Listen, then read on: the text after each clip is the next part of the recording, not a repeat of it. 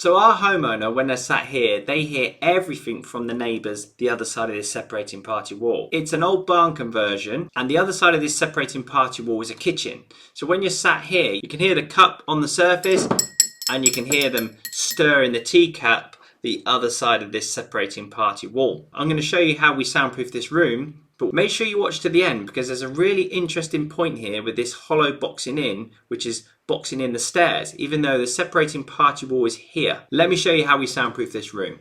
We're going to insulate the ceiling, we're going to put a floating frame on this separating party wall here, and we're going to sound deaden this area behind the TV, because when the homeowner puts their finger in one ear and put their ear on this wall next to the patio door walls behind the TV, they are hearing the stirring of the teacup, they're hearing conversation, hearing radio from the neighbour's kitchen the other side of this separating party wall. Also, when our homeowner plays the TV and they want to watch a late film or something like that, they don't want their neighbours to hear the TV going the other side of the separating party wall. It's very important that we soundproof this wall here, this section here, not only to stop the noise from the neighbours radiating out of this flanking wall section, but also to reflect the TV noise, our homeowner's TV noise, back into the room.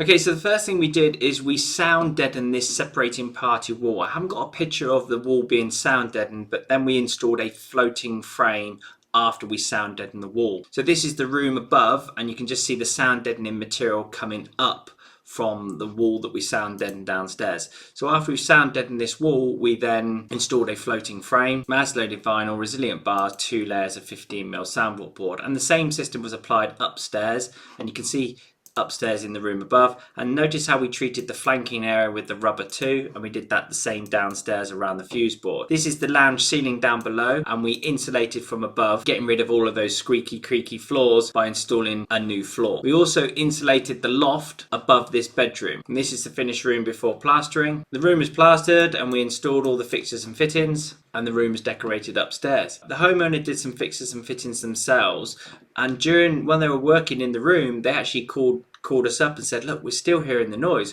we're still hearing that conversation from next door. Even after all of that soundproofing to the separating party wall, insulating all of that bedroom floor, and doing the bedroom above and the loft and some of the flanking areas, they were still hearing that conversation and the radio in the kitchen, which is the other side of this separating party wall. You know, I mentioned that stairs boxing in. Well, our homeowner, while he was doing some fixtures and fittings and decorating, he actually put his finger in one ear and put his ear on this hollow void here, which is boxing in the stairs.